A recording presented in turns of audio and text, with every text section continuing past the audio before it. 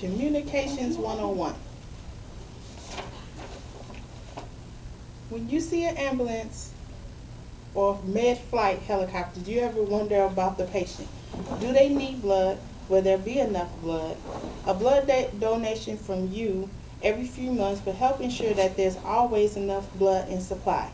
Every 2 seconds, someone will need a blood transfusion. In my speech, I will discuss the need, criteria, and procedure associated with becoming a blood donor. I will first begin by elaborating on the need.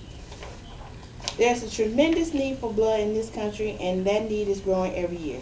Ongoing advances in surgical and chemotherapy treatments allow us to lead longer and healthier lives. However, many of these treatments also require blood transfusions as part of the patient care. Transfusions of red blood cells, platelets, and plasma are critical to patients' return to good health. Did you know that blood has to be used every 42 days after it's donated? That means that there's an important for collection centers to have a steady, ongoing supply of blood donors. Our nation's response to the cry for blood donors after September 11th was heartwarming and overwhelming, but now it's important for people to continue to donate. We need to keep our blood supply high enough just in case of another crisis or just for individuals every day who may need blood. Let's look at the first PowerPoint slide.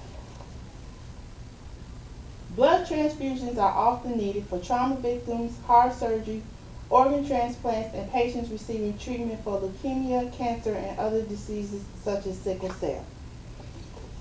13 million units of blood is transfused every year in the U.S., and the average patient uses 4 units at a time.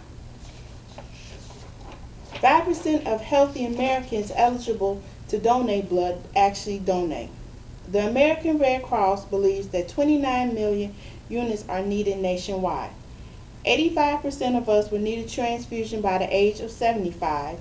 Donating blood to ensure there's enough supply. The life we save may be our own. Donating blood is easy, painless, and only takes about an hour. So let's look at the PowerPoint slide to discuss the average need. The average need for an accident victim is 4 to 100 units depending on the injury. The kidney transplant needs 2 units. Premature babies need 1 to 4 units while in intensive care. Liver transplants need 2 units. Cancer treatment needs 2 to 6 units. And then they need another 6 to 8 units daily for 2 weeks. Heart transplant patients need 4 to 6 units. Sickle cell uses 10 to 15 units periodically for the treatment of severe complications. And open heart surgery uses between 2 to 10 units for an adult. Leukemia requires 2 to 6 units. The criteria. To give a blood transfusion to another person, you must be healthy, at least 17 or 16, depending on the state, and weigh at least 110 pounds and not have donated in the last 8 weeks. To be considered healthy, according to the American Blood Centers, healthy means that you feel well and can perform normal activities. If you do have a chronic illness like diabetes or high blood pressure, it must be under control with meds. You must complete a health history and exam, which includes temperature, blood pressure, and a drop of blood to check your hemoglobin. The Medline Journal discusses criteria for being temporarily deferred or permanently deferred.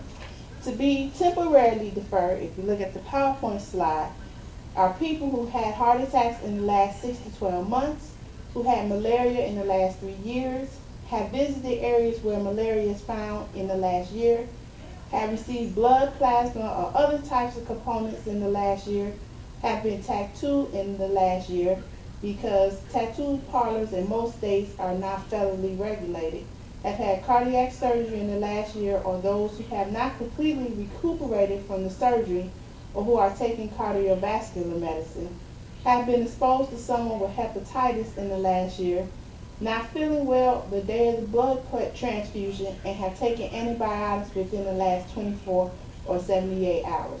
People who are pregnant or have had an abortion in the last 6 weeks are temporarily deferred. If you look at the next slide, to be permanently deferred, You would have to have had hepatitis at age 11 or older, have received chemotherapy or radiation treatment for cancer, or a high risk for contacting HIV/AIDS. Now that we know what you need to become a blood donor, let's look at the easy and quick process. Prior to the donation process, the donor center staff will take blood pressure, pulse, and temperature. A private verbal health questionnaire is also completed. Each donation utilizes disposable sterile needles and takes about a pint of blood from your vein. Each needle is discarded after donation. One cannot get AIDS or HIV or any infectious disease by donating blood. All blood is tested for blood type, antibiotics, hepatitis B and C, and HIV. The donor blood replenishes the fluid lost from donation in 24 hours. The Mayo Clinic gives a brief donation process. The area of the arm you will be using will be cleansed. All the supplies, including the needle, are sterile and are used only once. At the beginning, you may feel a brief sting from the needle. Donation usually takes about 10 minutes.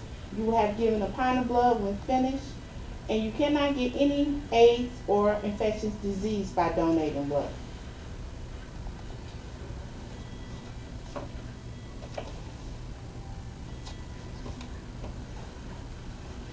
Blood donation is quick and simple, and it helps everyday people continue to live healthy, long lives that could not otherwise be without your donation. You can be someone's hero just by one donation. It may help save 3 lives. You can give a newborn, a child, a mother or a father, a brother or sister, or even your own family member a chance of life. Just remember that every 2 seconds, someone needs a blood transfusion. Be a hero and become a donor.